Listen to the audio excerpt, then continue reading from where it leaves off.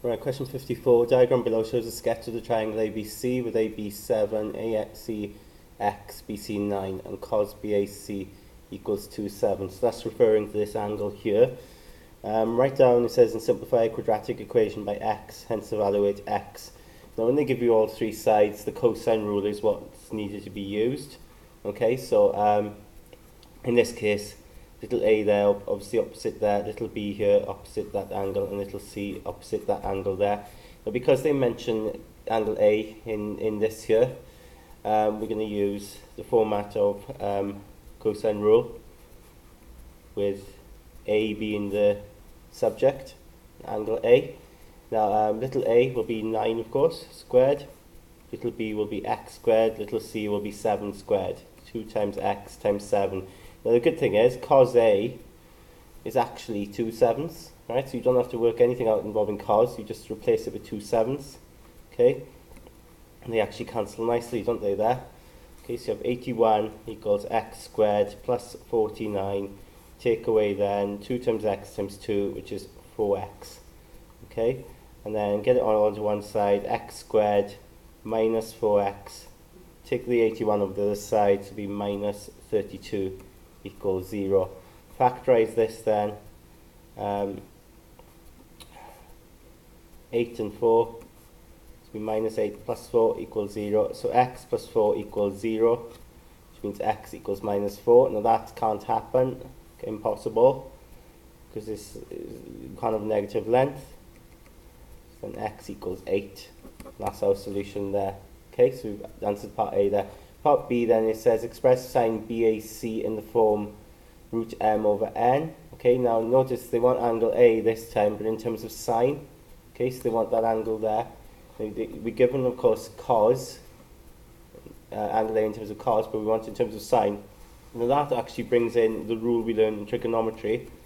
Sine squared plus cos squared is 1. So if you remember, in this case we can say sine squared BAC plus cos squared BAC is equal to 1.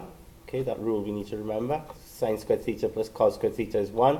So in this case, sine squared BAC plus then cos squared BAC, so that would be 2 7ths. That's what cos is, but you've got to square it, equals 1.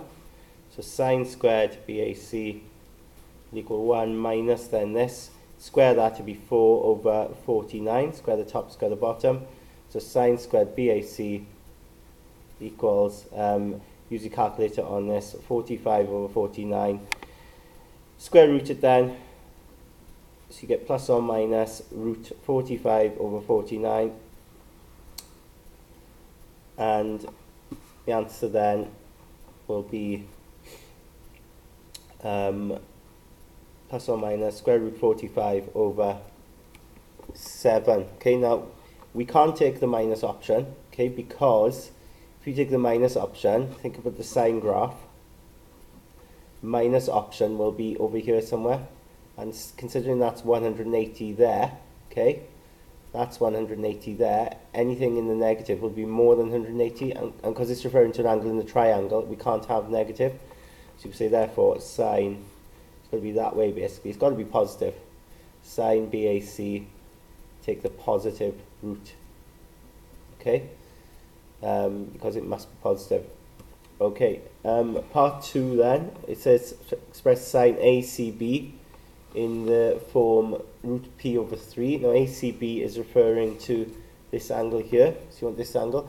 Now what I would do now is I'd use the sine rule, because we actually know this answer here now in terms of sine. We know sine BAC now is root 45, okay, root 45 over 7, which we just worked out. So we can use the sine rule there. So let me show you how to do that.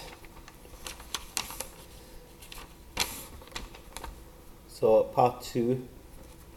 So we know we want angle C, so that'll be sine ACB, okay, what they want there, using the sine rule, so it's that angle over that side, 7, equals then sine, angle here, BAC, over its opposite side, which is 9, okay, so then sine ACB equals 7 then times sine BAC, but we know sine BAC is root 45 over 7, all over 9, okay? So we can cancel the 7s there, so you get root 45 over 9. Now they want this over 3, we've got it over 9, but what you can do with the top is you can simplify that third, can't you? Because you can rewrite that as 9 times 5 over 9, and then that third will split. And then of course you know root 9 is 3. So it'll be 3 root 5 over 9, which then gives you your answer, which is root 5 over 9. And we've got our solution in the form that they wanted.